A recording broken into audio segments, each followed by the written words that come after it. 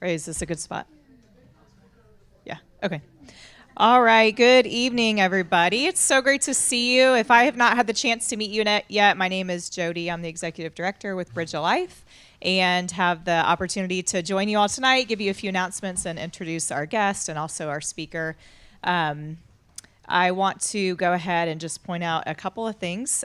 So you're obviously at the gathering. A lot of you need training hours. You know that. You kind of know the drill. We do offer the gathering in Venice as well Nokomis, I guess now, South County. And you'll get an email at the end of the night that has a lot of different announcements on it, different things that we have coming up, and also what those other gathering dates and locations are. I know it feels a little goofy to use a microphone in such a small room, but we also offer a live stream option. And so that's just to assure that those that are joining us online can hear and engage with what we're doing. So that's always an option as well. I know sometimes childcare fills up or you get a sick kiddo or different things like that. So just know that you can always tune in online as well. And then most of our training videos are also posted on our YouTube channel. So if you ever can't catch it live, you can always go back and watch. We can send you a foster parent training verification form that you can fill out and then give to your licensing agent, and they accept those as credit towards your recertification hours if you're a licensed foster parent and that's something that you need. So you guys know a lot of the things that we do. Hammer Time, which is home improvement projects. Ladies Night Out, which is a once a month just get together for dinner with women who are walking a similar journey. Stew Crew, which is meal delivery. Like there's a lot of different programs and opportunities that Bridge Life offers, and hopefully you're aware of those. If not, you can check out our website at bridgelife.com to learn more. But one thing that I'm really excited about that we've started offering this year, and I just want to continue to reiterate, because the thing that we realize about our audience is that y'all can be hesitant to accept help. All right, am I right? And so sometimes we'll bring like donations and we'll be like, these are for you, take them. And a lot of times what we hear is, oh, we'll leave those for somebody else that needs it more. And we've been really blessed. We have a lot of donors and other people in our community who they give grants, they give financially, they give goods, they want to give their time, and those resources are for you. And so we want to continue to emphasize that. And I want to kind of roll that into Madeline's role, which you all know her now. She's our program specialist. And by Madeline kind of heading up the gathering and all of our other programs, what that's done is freed up Casey Hill, who's actually standing in the back, to be our family and volunteer support specialist. And what that is enabling Casey to focus her time on is customized care of all of you in this room. And so that can look a lot of different ways. And that can look like, hey, do you need someone to just meet you for coffee, right? Or like spend an hour on the phone with you, or help you troubleshoot some behaviors, or come and fold a load of laundry, or refer you to some therapy services, right? Like I'm trying people to get your attention here, right? Like we've created this custom role for Casey because she excels at loving on people, and she's been with us so long, she really knows what our community has to offer as far as therapeutic resources and those kinds of things. And so if she has called you and said, hey, can I do anything to help you? Like she really means it. That's her whole role. And so I just want to kind of emphasize that, along with letting you know that we have received a grant that is called a Placement Stability Grant. Okay. And so the funders of that have been really generous in saying, hey, if you think it helps stabilize a placement, then it counts. Okay. So if your family needs OT, PT, CBT, DBT, like any kind of therapy, and insurance isn't covering it, whether that's for the child who you're fostering or the child you've adopted, or even if that's for you, like if you need marriage counseling, if you need individual counseling, we want to be able to connect you with Casey so that your family can be healthy and whole, and that's every member of your family. So just want to kind of spend a few minutes talking about that. If you're like, I'm not sure if this counts or not, I'm not sure if that's something that Bridge Life could support, that's a conversation that Casey would love to have with you. So her email will be in the email that you get at the end of the day, at the end of the evening tonight, and you can always just reach out to her directly. Nellie, I'm going to ask you to go ahead and come up. Nellie is with the IFAS Extension Office, and she is our community resource person tonight. So at the end of every gathering, we want to make sure that three things have happened. One, that you feel more connected to the foster and adoptive community. So that's why we sit you at round tables and start the night with dinner, because we want you to feel like you're building those relationships and growing alongside of people who get it. It's exhausting to have to explain to someone what our households look like, right? So we can just sit down and know that we're all starting on that same level playing field. That's a really good place to be. So do you feel more connected to the foster adoptive community? Did you learn about a new community resource? And so that's why we always have someone come and give a commercial. And then do you feel more equipped in your parenting journey? And so those are our goals. And so we're glad that you're here, and we would love for you to just come and share for a couple of minutes about what it is that your organization does and how it might benefit the members of this group. Thanks for being here. Good evening. University of Florida has a program that has been researched for the last 40 years, and I have classes online free, basically in relationship and parenting. I have 5 different classes that are offering you support, how dealing with conflict, improve communication, behavior change, step family, cultural relationships, is a handbook for marriage relationship. Everything is online. The page is called smartcouples.org. Everything is free of charge. So the classes are there. You can take the classes at the time that you need it with your partner. And the classes are as well in English and in Spanish. Everything that you need to find a therapist. You need to find a subject that you think is complicated. There are blogs, there are research, there are sessions. Anything that you need related to your family, you can find it there. So, and if you don't find nothing else, please feel free to contact me. The University of Florida has offices in all the counties. So, but the only person that is teaching relationships in this area is me, Manatee County. So, but you can go to the page. I was going to try to pull it, but I don't want to break with your area. So I have a couple of brochures in the back. I'm going to ask, maybe you can put a couple in the tables that you can see the links and you see the difference of classes there. We are here to help you. We have done this for many, many years, and we have tried to translate science in a level that you understand, and we apply in our own relationships to improve communication and conflict and increase our skills as a human beings, as a parents. Basically is that. So we are here to help. Please feel free to, I hope so that we can help you in that way. Somebody has questions? Thank you. Have a great night. Awesome. Thanks so much for being here. And like she said, there are brochures on the back if you're interested in learning more. So I have the privilege of introducing Madeline Jusu tonight. Madeline is my friend and my coworker. She is Bridge Life's program specialist. And so she's overseeing the gathering, Parents Night Out, Stew Crew, Hammer Time, all of those amazing programs that we offer. And one of the things that I realized pretty early on with Bridge Life is there's kind of this sweet spot of trainers. And I feel like the sweet spot is when someone has lived experience, right? They understand the houses that we live in. And they have the education to back up what it is that they're teaching on. So when those two things combine. And so when Madeline applied with us, I was thrilled because she's got her bachelor's in sociology, but she has her master's in youth, family, and community sciences with a concentration in nonprofit development. Okay, so like kind of an impressive combination because she also brings this really unique perspective that she has of the foster care and adoptive world. And it's a perspective that our organization had not benefited from yet, right? We had always had foster and adoptive parents, but we hadn't had other people who were system involved and had those other experiences. And so Madeline is a daily encouragement to me as an adoptive mom.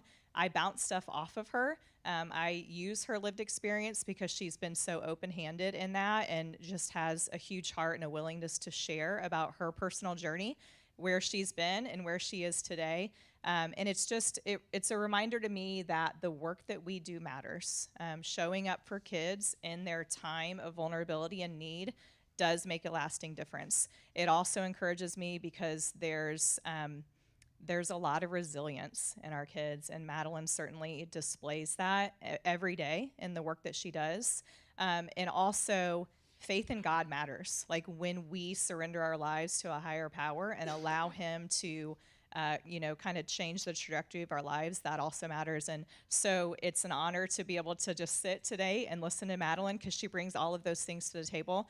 And I know she's going to do a great job and that she's open to questions. And so we try to keep training like a little bit, it doesn't have to be just her talking.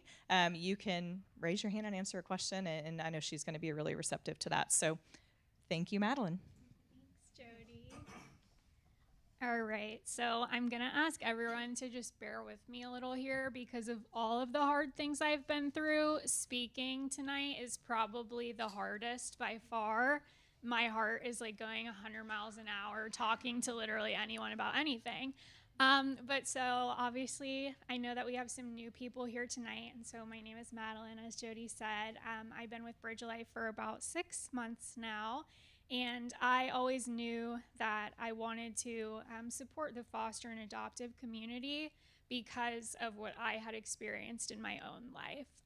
And I didn't think I wanted to do that for a very long time, but I was able to kind of see the best way that I could give back and utilize what I had been through to hopefully make an impact in the lives of other kiddos who may have had a similar story. And so my reason for discussing this tonight is kind of that we as adults all learn about the different kinds of impacts of trauma on the kids in our home. We attend different trainings and we learn different modalities and things of that nature that kind of give us an insight from that standpoint as to what the kiddos in our homes are experiencing. But I think that it can be different from the actual perspective of someone who's experienced those things firsthand. Because, when I was younger, I didn't have the mindset of, oh, if I can name this feeling, then I'll feel better. Or if I can have my coping strategies, that it will help settle me. And so I think it can kind of be important to just see things from that perspective to understand why sometimes it may not seem like us as adults in this space are making a significant impact when we're still experiencing those negative behaviors. But I think it's important to know that all that we do in this space, big or small, it does make a difference. And so, of course, I want to preface with saying that this is all based on, my personal experience and my understanding of what I had gone through as a child. And so it may relate to some of the things that the kids in our homes have experienced. It could be totally different, but I do want to just offer that perspective for everyone here tonight. So I'm going to start with a little activity, and I'm going to make everyone participate. So if I have to be up here talking, everyone has to participate in my activity. So basically, it's super easy. I'm going to read 2 statements. And so if the first one resonates with you, raise your left hand. You don't have to raise it a million miles in the air. Just put it up. And then if the second one resonates with you, raise your right hand. If both resonate with you, raise both hands. Okay. So the first statement, I want support, versus I prefer to handle things myself. Yeah, guys, raise your hands. We just talked about this. Okay. So, second, I enjoy building meaningful connections with others, versus being vulnerable can feel scary. Thank you. I appreciate all of you. Okay, so I feel at peace when nothing bad is happening, versus I feel anxious when things are going well because I worry that something bad will happen. Okay, so hopefully you guys understand where I'm going with this, but if you at any point raised your hand for both of those statements, that is kind of a demonstration of the push and pull that the kids in our homes go through every day. I know it's a little cheesy, but I hope you guys enjoyed it.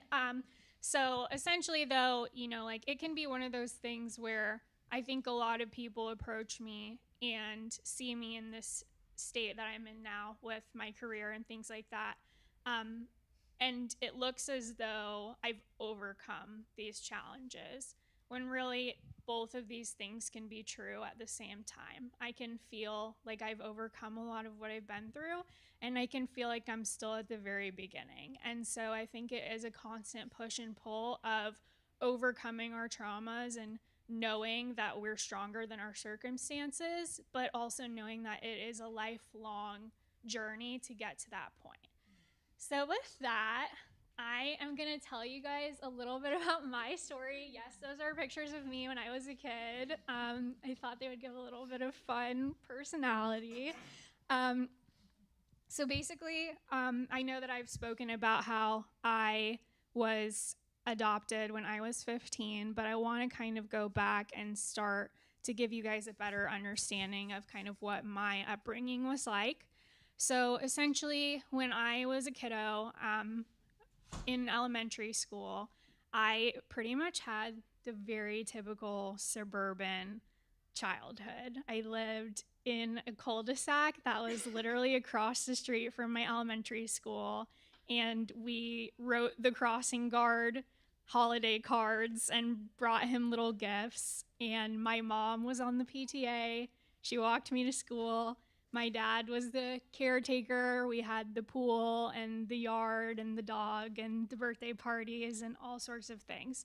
So when I was that age, I was super happy. I didn't really understand what it was like to have those struggles. And then my father, he's Middle Eastern. And so there came a point in my later elementary school years where my father wanted us to kind of be more immersed in that side of the culture, have the opportunity for me to experience life outside of the US, and also to be closer to that side of family because it can be a lot more difficult, having those relationships, especially with language and time barriers. So when I was about 9 years old, we moved to Dubai, right when things were kind of booming up and being built up there, and there was a whole influx of people who were kind of coming into that space. And up until that point, as I mentioned, I didn't really have anything to kind of worry about. My life was pretty great up until that point. So when we were there, my father, he had kind of gotten a little bit more in touch with that side of the culture and really immersed himself back into that Middle Eastern culture. And he ended up meeting someone and decided that he felt it would be better suited for him to continue a family with that individual as opposed to my mother and I. So it was, for me, very sudden. We got on a plane and that was it. My mother and I came back to the United States, and my father stayed there with his new family, and that was that. And so, as I mentioned before, my mom, she was the PTA mom. She stayed home. She just did the fun things with me and took care of me and that sort of thing. And so when it kind of was put on her to now be the overall caretaker, the person who was putting the food in the fridge and keeping a roof over our head, that was a very difficult adjustment for her. It wasn't something that she was familiar with, wasn't something that she had experienced ever before. She came from a family that was very supportive of her, both emotionally and physically, up through when she was married. So this was kind of her first time on her own, really. And so for me, that kind of looked like I could tell that my life had changed more than just no longer having my father. It changed in a sense of my mother started very visibly struggling. And so that looked like us not being able to keep a roof over our head, or there no longer being food in the fridge. It eventually got to the point where my mother felt that she was no longer capable of taking care of me. And so at first it started off very small with a friend of mine's family taking me in, which at the time I was 11 years old. So I was thinking, this is the coolest thing ever. Like, I get to go live with my friend, and it's basically like a really long sleepover. So at the time, it was a lot of fun for me. I didn't really understand kind of the ramifications of what was going on. So as time went on, I spent more time away from my mother, and I started to notice those changes that were happening, such as our childhood home was no longer our home. My mother called or visited less.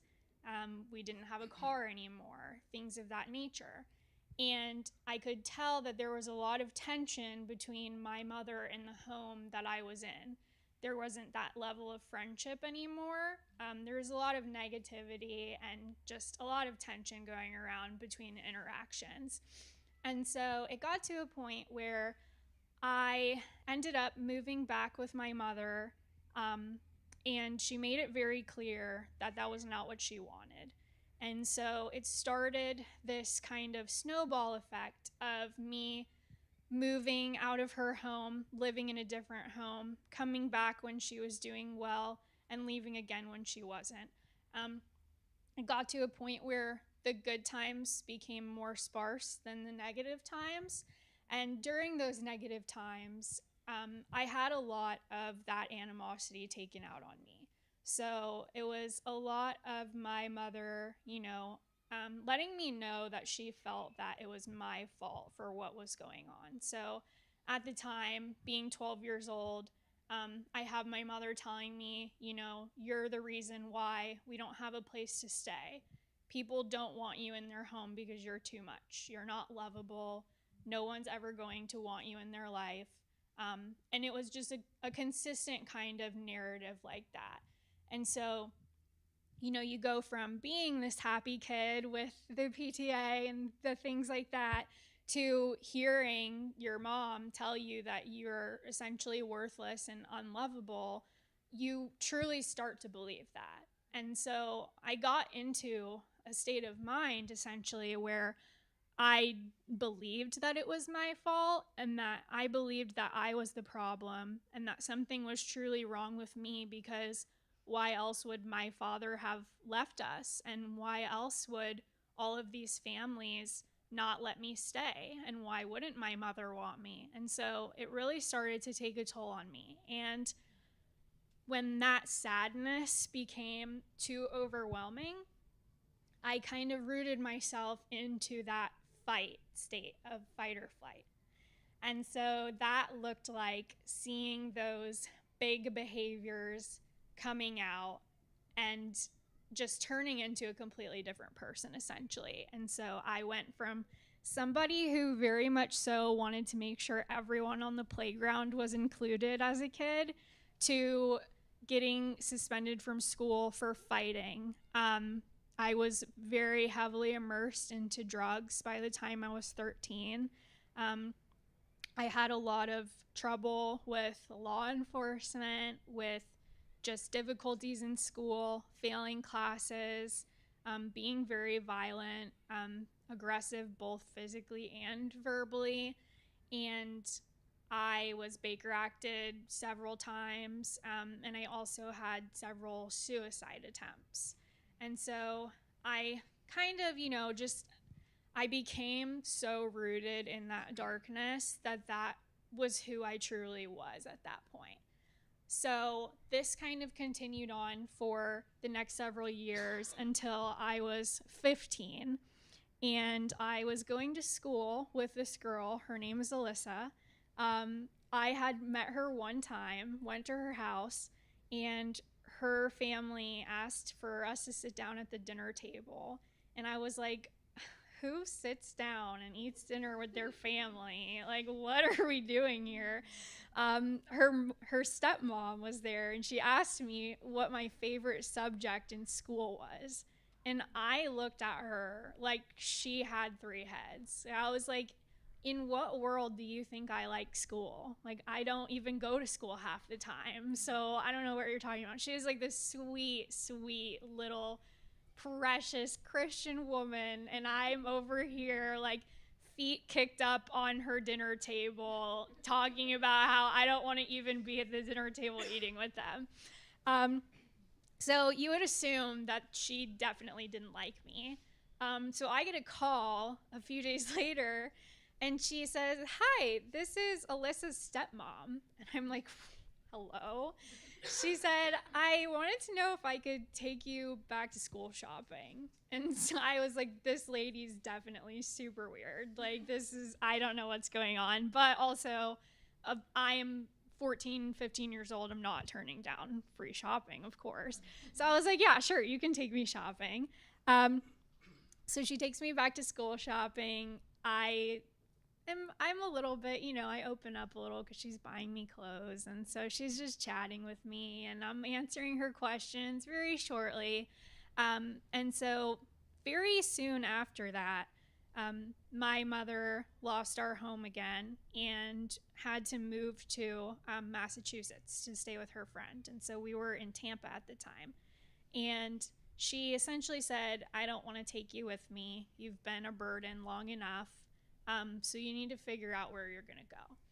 And my friend Alyssa's stepmom, who had now met me 2 times, she asked my mom if she could adopt me. She said that God came to her and told her that I was special and that his hand was on me. And she felt that she was called to essentially just be there for me in my life and support me as best as she could through what I was going through. And so that was both amazing and also a very strange adjustment for me, because I had gone through living in this back and forth turmoil to her asking me what color I wanted to paint my bedroom. And there was a part of me that was very excited, but there was also a part of me that was like, leave me alone. This is a lot. And it was very overwhelming. And so moving forward, I want to talk about kind of the complexity of that support, because this is where we kind of get into this space with, our families, is we're doing our best to kind of provide that support to those kids in our homes who have maybe had those experiences of feeling unloved or unworthy of love. But support can be very complicated for kids who have experienced those things. Because when I moved in with this family, I started to become slightly comfortable with the idea of receiving affection, but it also was so foreign to me that I could only look at it as though it was untrue. So I constantly questioned whether I even belonged in that home.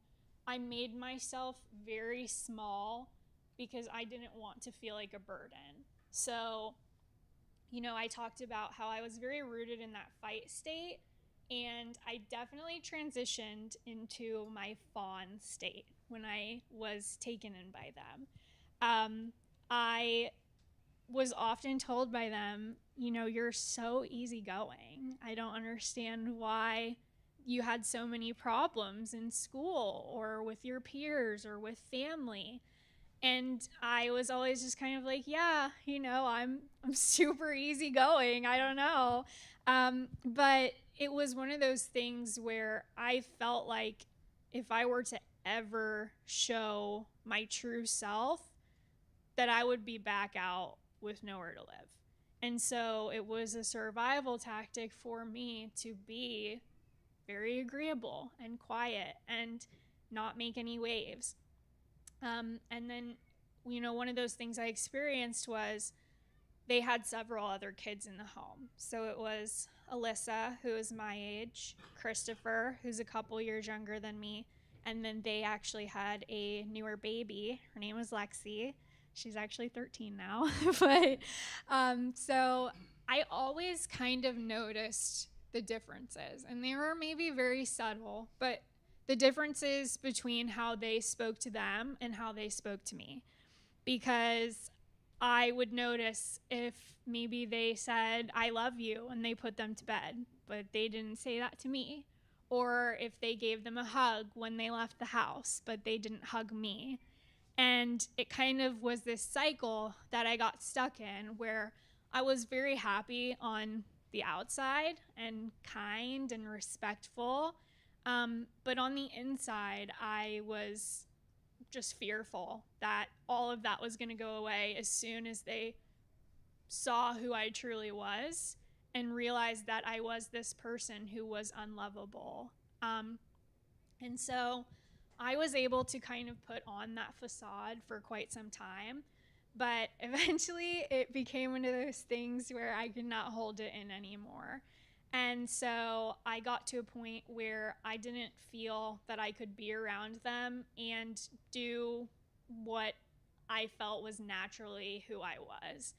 And so I kind of started to become far more aggressive than I had been when I initially met them. I was sneaking out again to do drugs. I was getting involved in really risky relationships and behaviors.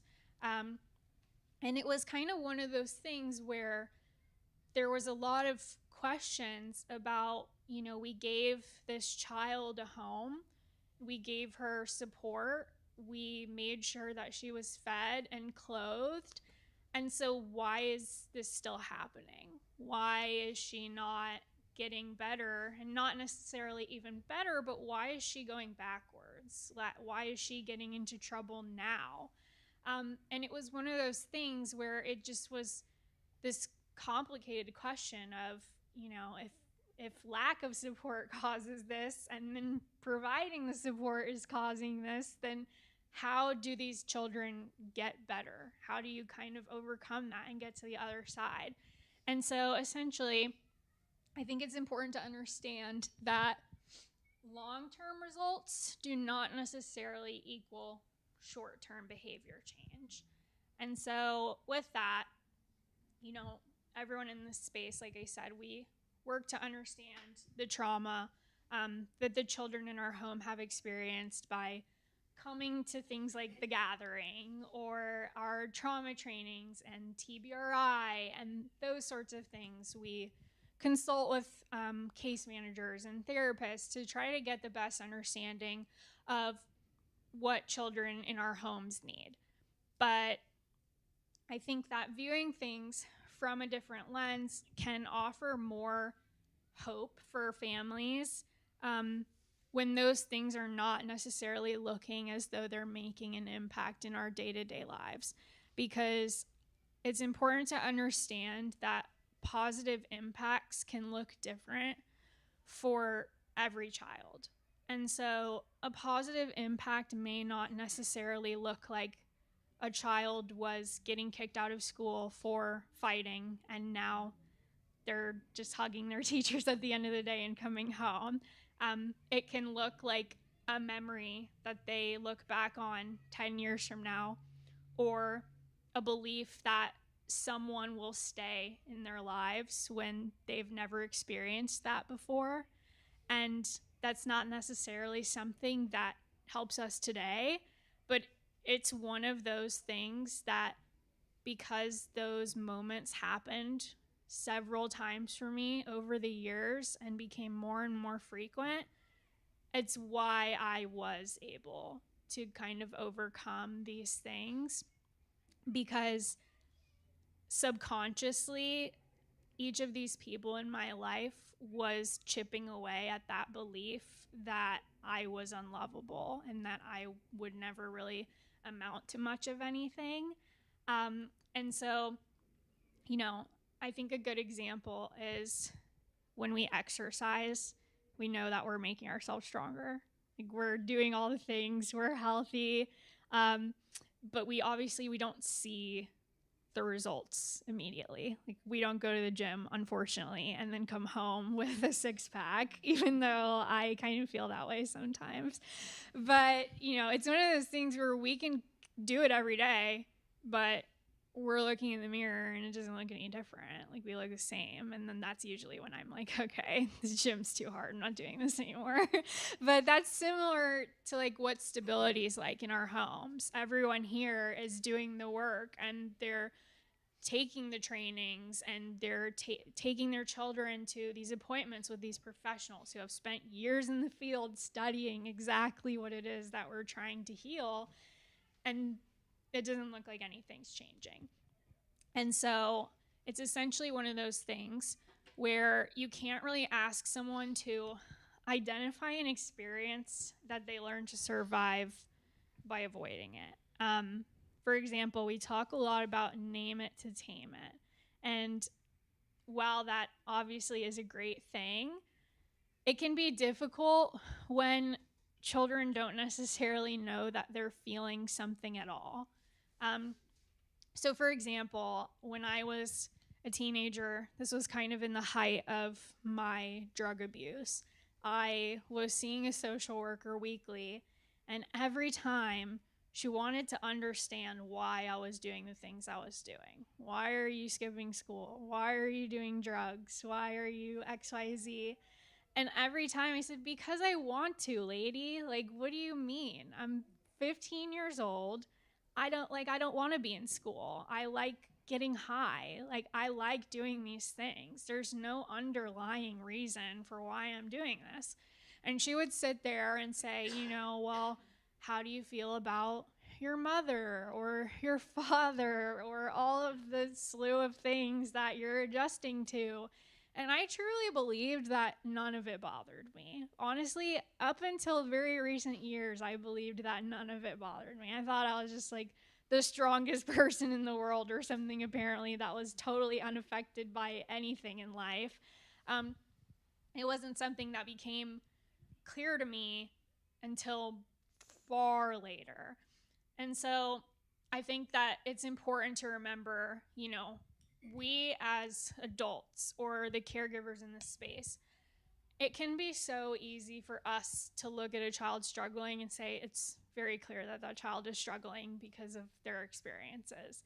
They've been through a lot of hardship, and now they're reacting to that. But children don't necessarily think that. Even when they can say, I'm angry, I'm frustrated, I have these coping strategies that when I have one emotion, I'm supposed to do this, and that's the correct thing to do, and maybe that makes me feel better. But internally, sometimes we may not even know as children that we're actually feeling those things. It can be as similar as people pleasing, like doing what we think we should be doing what we've been taught to know is the correct thing to do. But it doesn't necessarily mean that that is what is making that difference. And so, sorry, I'm working with like two different button clickers here. So, you know, youth who have been provided with the resources to move through their healing journey, they can learn those skills as they get older to, identify and name those feelings and emotions and their coping skills so that they can self-regulate as teens or young adults or well into adulthood. But pinpointing that feeling doesn't necessarily mean that our bodies are changing in sync with that. So as an example, and this is going to sound super out of left field, but I promise it makes sense.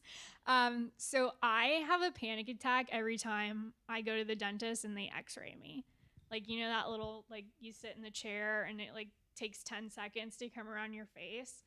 I can't do anything the rest of the day when I do that. Like, I have a full blown, at 28 years old, hyperventilating, clutching the seat panic attack for the 10 seconds that I'm in that chair.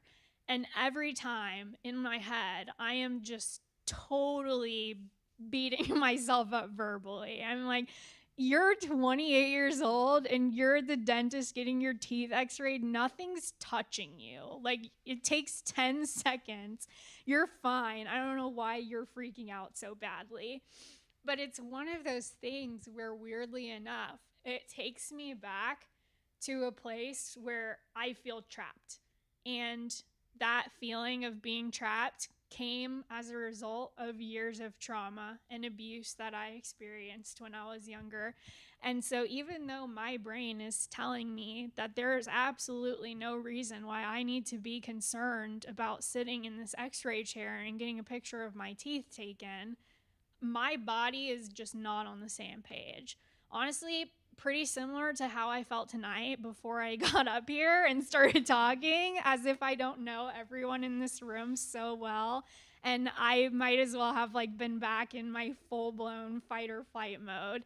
But so it's just one of those things that, despite us knowing in our minds that we're safe, back to those opposing statements, we can know that we're safe, but our bodies cannot feel safe in any way, shape, or form. And so it isn't until we are able to kind of address both of those things that we can start to get kids to a place where they're capable of kind of forming those aspects that will help them to overcome. And so I have some fun pictures. Again, they don't make sense yet. Well, one of them might, but so essentially, when our body is in survival mode, logic and reassurance doesn't necessarily work. And it's not that kids are defiant or resistant, but it's a nervous system response. We talk about that upstairs brain and downstairs brain a lot of the times. And kids can name a feeling and repeat the coping skills, but when their bodies are reacting as though danger is still present, we're still struggling to really imprint those positive memories, like that predictability and presence among kids. And so, when a child, oh gosh, I'm gonna break this. When a child's body is dysregulated, the goal isn't necessarily going to always be to convince them that they're safe. It's to help their body feel safe. So I already feel better if my brain is scrambling, but my heart's not racing. I'm not tense. I'm not sweating buckets because I'm overwhelmed. It's one of those things where, I can totally tell myself I'm fine, but when I feel that way, there's no way I feel fine. I don't feel fine at all. And so it's really hard to support kids through that, or anyone, because we're doing the right things, we're saying the things, but it doesn't look like progress in that moment. And I think that it kind of highlights that our bodies learn through repetition and not explanation. So although I know that I don't need to be having that meltdown in the dentist chair, the x-ray chair, I need that repetition in my body where I can not feel trapped by not necessarily being able to move, or knowing that I shouldn't be moving for 10 seconds of my day. And so I'll kind of circle to these pictures because I know I've got like a drawing of a neuron up here, which is so strange. But so this is kind of a core memory for me that really demonstrates that kind of presence that I was offered by my family who took me in. I obviously shared with you, my mother was very negative towards me verbally. And so praise or pride was a absolute foreign concept to me. But in 11th grade, I drew this neuron and I brought it home from school, and the mother who took me in, she was elated. She was like, "This is the best neuron I've ever seen in my life." And she was over the moon. I'm sitting there like, "What are you talking about? What neurons have you been seeing anyways?" Like, it was so confusing to me. She takes it and she puts it on the fridge. And like it was so weird. Like just this, I drew it for science class, and she put it on the fridge. She was so excited. And then when the father came home, she said, "Hardy, look what Madeline drew at school today. Isn't that so good? Doesn't that look just like a neuron?" It was like the talk of the night, and it was so. At the time, it was so comical. I mean, even now, it's a little comical because it could have been anything other than a neuron. But she still to this day has that picture. And it's actually something that stands out to me as like one of the most meaningful moments of my teenage years, because it was the first time that I have a very vivid memory of someone actually caring about what I did. You know, like I failed a lot of classes growing up because no one cared if I did my homework, or no one cared if I got a good grade on a test. Whereas when I lived with them, I was sitting at the dining table with flashcards quizzing myself for hours the night before a test. And it was the bane of my existence at the time. But I got my grades up to all A's and B's. And I went from being an F student, a D student. Sometimes I got sympathy C's from everyone who knew what I was going through in life. But it was the first time people truly showed me they cared, not just through, well, we won't let you starve, or we'll at least give you a bed to sleep in.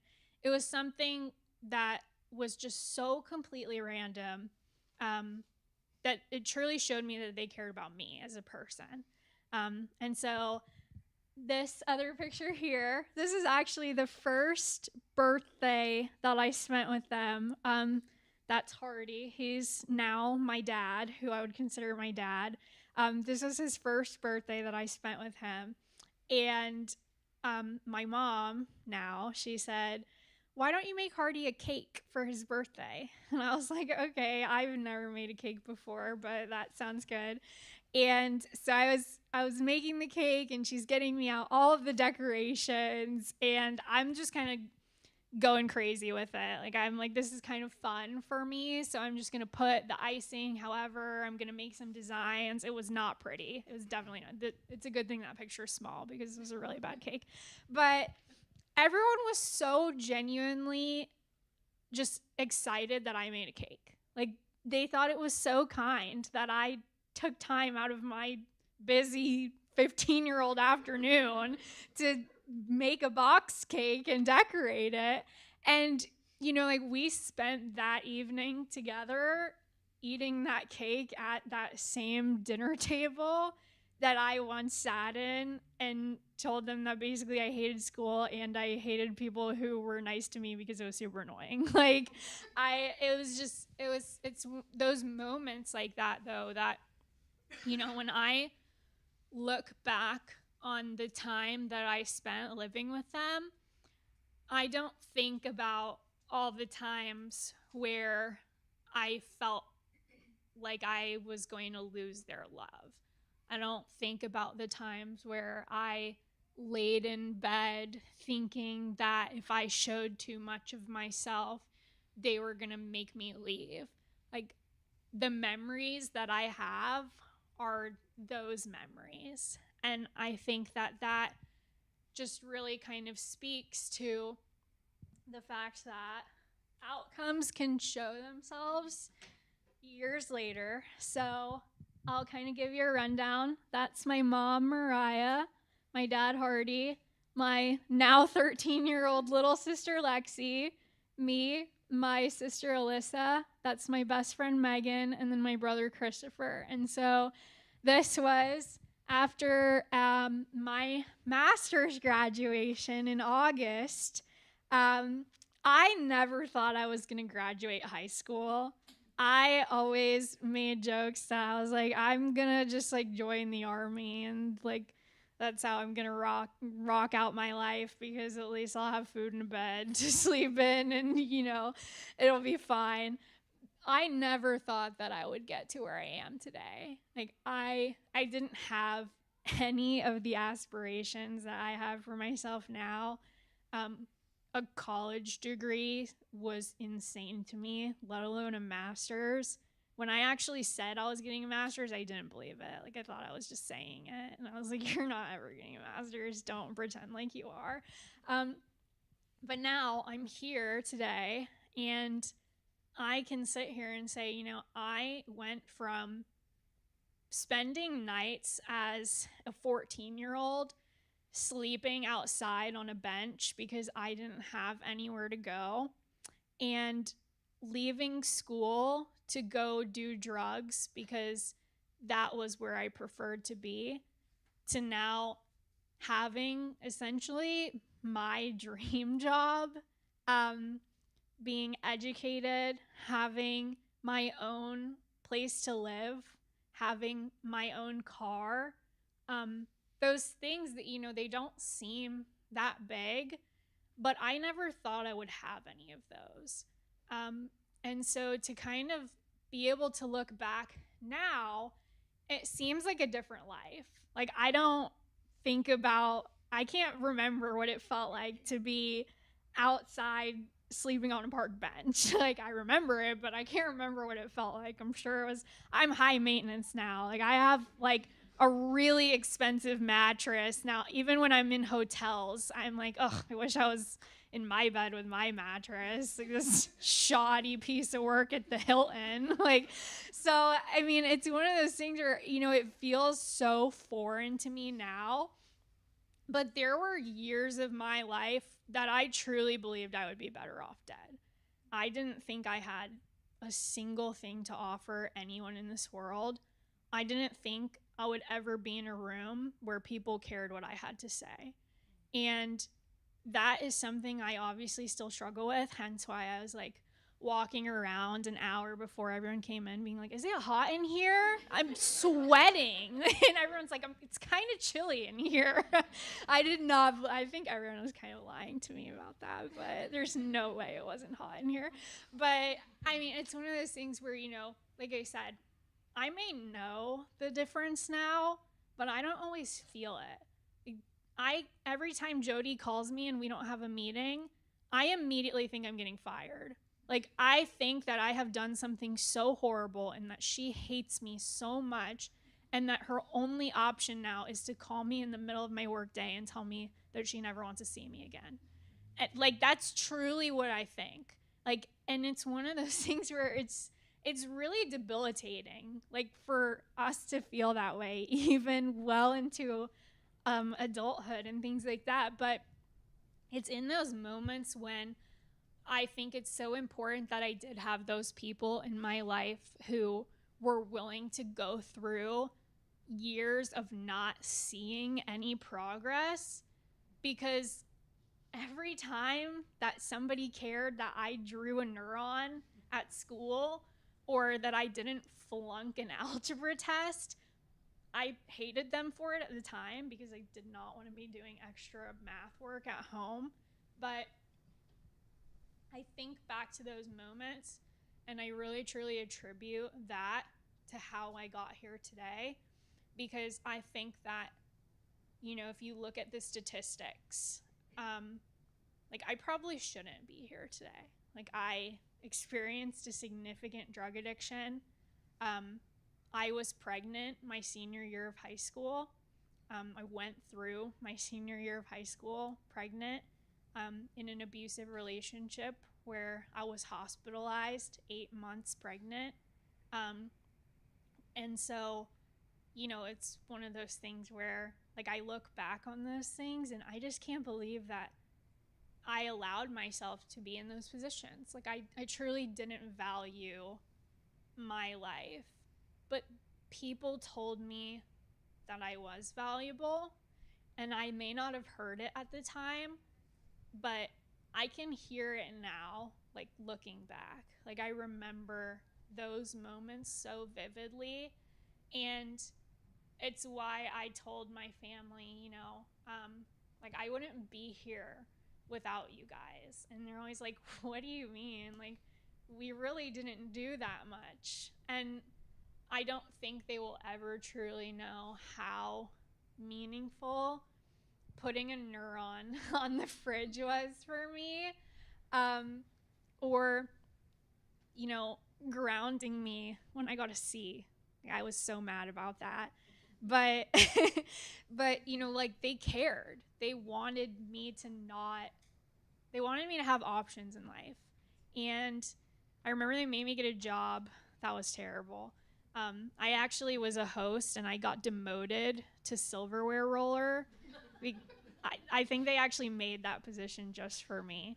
I literally sat in the back for an hour on Friday and Saturday nights, and I would just roll silverware in a chair in like a corner because I was not a good host. But, you know, my mom tells me now, like, she's like, I made you get a job because I wanted you to know responsibility, and I wanted you to learn how to be reliable and how to show up and be a part of a team. And although I was the worst part of that team, and I sincerely would like to apologize to that manager looking back if he ever finds the gathering and hears me talk about this. But, you know, like, it was things like that where at the time I hated that they made me do those things. Like, I didn't feel loved by what they were doing at the time. But I'm so happy to know now that I had somebody who loved me enough that they didn't want me to fail in life in more than just a nurturing, you know, physical affection kind of way. And I got plenty of that from my sweet little mom, who would like rub my back in the mornings and wake me up with like a really soothing voice and meditation music on the way to school. She's special, but but, you know, like, I don't really think about those things. I think about the fact that people cared enough to do the hard things that maybe I didn't appreciate them for at the time, and that I may not have been grateful for at the time. But those are the moments that rooted in me, that truly made me believe that I wasn't worthless and that I could amount to the things that I have today. And I've now been able to surpass all of the things that I thought I would be capable of doing. So I am actually gonna move on to my final slide. I worked really hard on putting all of these letters on here, by the way, in case anyone was wondering. I spent actually more time with the letters than I did making my presentation. Don't tell Jody that. But so basically, I want to point out, Jody told me that a presentation is a good time to put my credentials. And so this is the first time that I have ever put my name with my little master's initials next to it. And I think this slide is so important because, like, besides the cute letters, like, I never thought that I would give a presentation about anything unless it was like how not to end up in jail. The story of what I did and you shouldn't be doing. Like, I genuinely never thought I would be able to take care of my own self, let alone play any type of role in making an impact in the lives of other kids.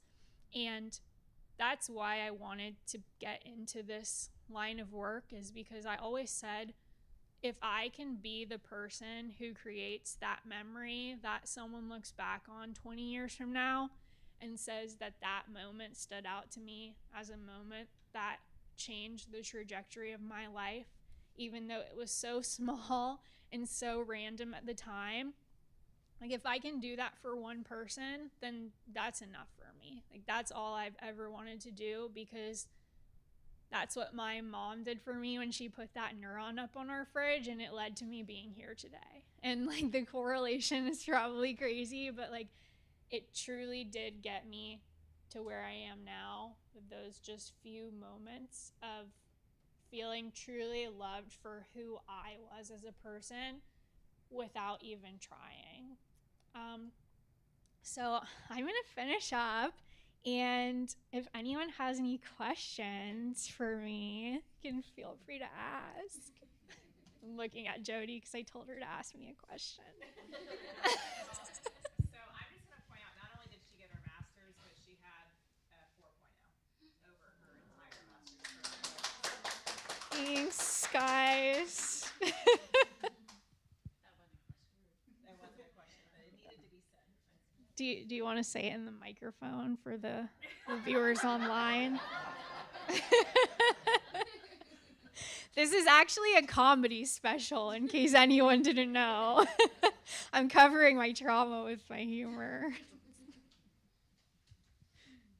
Jody, ask me a question. I mean, mine are all comments. Anybody else have a question? Somebody, please ask me a question. I finished like 20 minutes early. I have a question. Thank you. So, I adopted my granddaughter, and now she's 17. I've had her since she was 3. What you described as your life is kind of like pretty much what I'm going through right now. She's going to be 18 next year, or this year actually, and we're bumping heads a lot.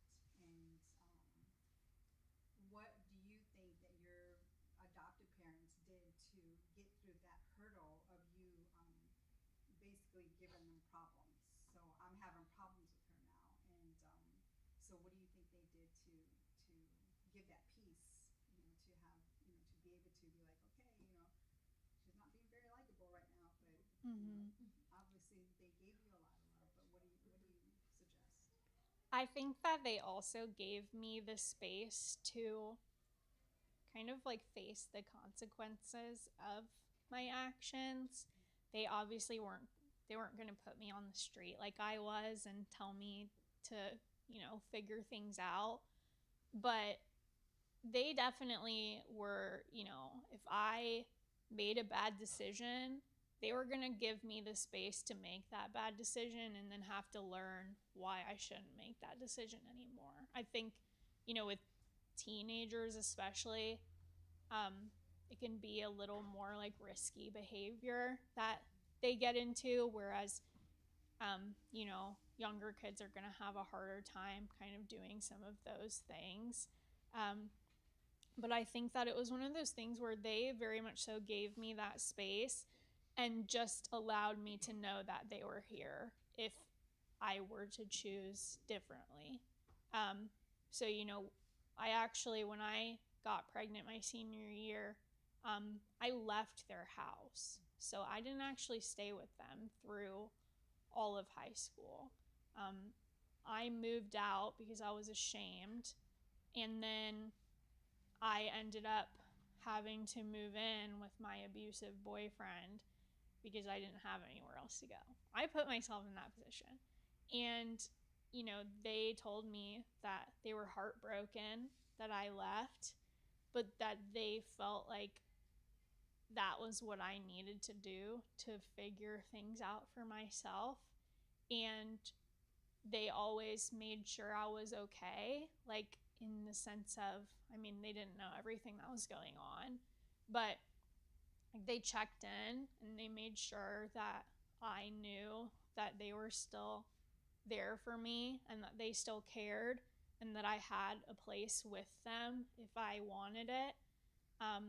And I think that, my situation is a little bit different, but I think it's important for us to kind of not try to control people as much as possible, even when we don't agree with some of the decisions, obviously barring any like significant safety issues. But I think just being supportive and loving from a distance is sometimes just what kids need to make their own mistakes and then get to a point where they realize that they need that love and support on their own. And it may take a long time. Like, it took me a long time. I think it's important to mention, like, I didn't just, like, graduate high school and go to college and, like,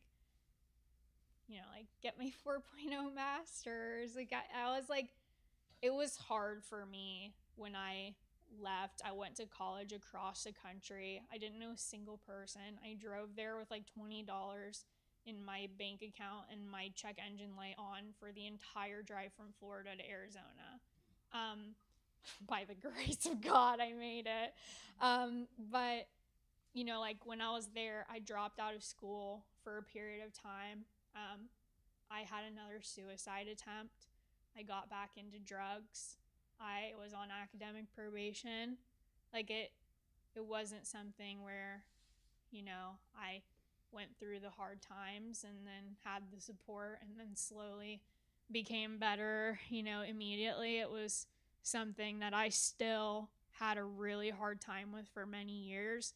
And my perspective to be able to say this now is coming, you know, after like 15 years of that time. Um, or, I mean, I guess my 10-year high school graduation was, or my 10-year reunion was last year. So I'm growing up, guys. But, but you know, like even honestly this past year, I think that with each year, I realize, you know, how much progress that I've made just from 27 to 28.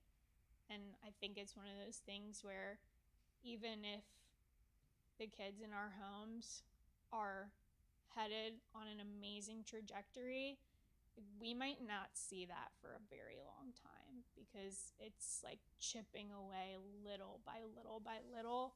But all I can ever encourage anyone to do is to just like show up, even if they don't want you to, just to show them that like there's nothing that you can do that would make me think that you are not worthy of being loved.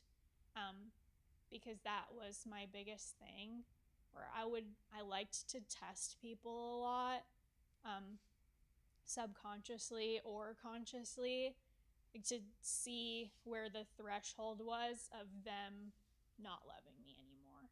It's like being really problematic, um, until I essentially got that self-fulfilling prophecy of, oh, well, another person who abandoned me, who doesn't want to stay in my life, because I would push buttons to see where that line was. And every time someone didn't stay, it really like drilled that in for me more and more that there was always a point where people would leave. And so I think that, you know, all of our situations are probably very different, but at the end of the day, like those moments of just reaffirming that even in the worst of worst times, I still love and care about you, and I'm still here if you ever decide that you want that love. Like, I think that is what truly has the ability to reshape those core thoughts and experiences. So hopefully that hopefully that helped a little bit. Okay. Am I done? Can I be done? Amazing job. And I'll just, so the question that I have asked Madeline before is very similar to what you asked. I've got a kiddo right now, and I would say, you know, sometimes she's responsive, sometimes she's not. And as a mom, if you've ever been in that situation where you're like, do I call? Do I text? Do I, you know, and so sometimes I have to check my own capacity in those moments and go, okay, if I reach out and I get no response, can I be okay with that? Okay. If I reach out and I get a negative or a nasty response, can I be okay with that? And if I reach out and I get everything's perfect, like as if the last blow up didn't happen and we can just move, you know, and so I kind of like jump through these hoops with myself to go, is my personal capacity in this moment able to take whatever the response is that comes back to me?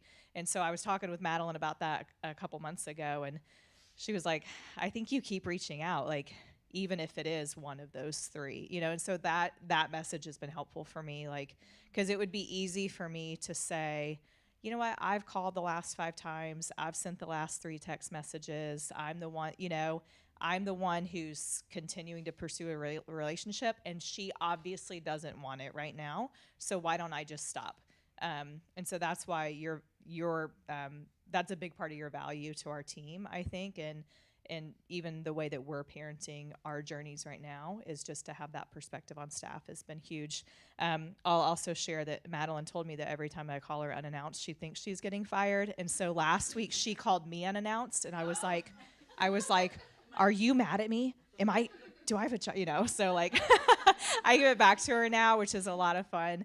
I hadn't slept. It was an early morning training I was supposed to answer got canceled, and I was Yeah. like, Jody, come on. So yeah, we give it back and forth to each other. It's fun.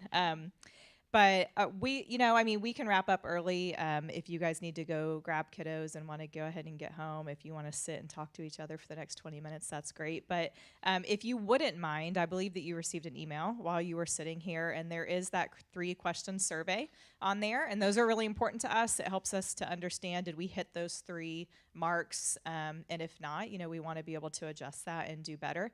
And also the data helps us to do things like apply for grants and things like that. So we appreciate your feedback there. Also in that email are a lot of other announcements that we have of ways that we hope to be able to get to know your family more and to be able to support you. And then a couple of very important announcements. All of the food that's left needs to go home with you all, please and thank you. So there's probably some to-go boxes back there. I think there's some extra pizzas. So please help us out and don't leave us with any food at the end of the night. And then on the back table, there are some superhero t-shirts left over. I think they're categorized by size. So if you've got kiddos that maybe would love a t-shirt, or if you'd love one, please take those with you. And then your certificates are on the back left table. Did I forget anything? No? No? Okay. Thanks. I guess I get to go to work tomorrow. So I'm going to just pray us out. And then, like I said, you guys can, hang out for a few minutes or cut out early, whatever works best for your family. So, God, we're thankful for the way that you shape us and for stories that can be used to encourage one another. Thanks for Madeline's life, for her willingness to share some vulnerable things for our benefit. And God, I pray that the caregivers who are here tonight, the message that they heard is just keep going. There are days where it's tough. There's a lot of heartache and sometimes some friction in relationships, and definitely a lot of asking, is anything that I'm doing mattering? And I pray tonight that you would just renew our hope in you and in this journey that you have us on. Help us to find our strength in you. God, we do lift up our kids to you. We know that their challenges are real. The things that they've experienced can set them on a course that can cause a lot of heartache and can lead them away from you. And we also open up our Bibles and we read your redemptive story of families and people time and time again. And so we surrender not only ourselves to you, but those that are in our home, that you would do what you do best, that you would draw us close to you, and that you would help us to see that a life lived with you is going to get us the best possible result. And we're so thankful just for the hope that we have in Jesus because of that. Amen.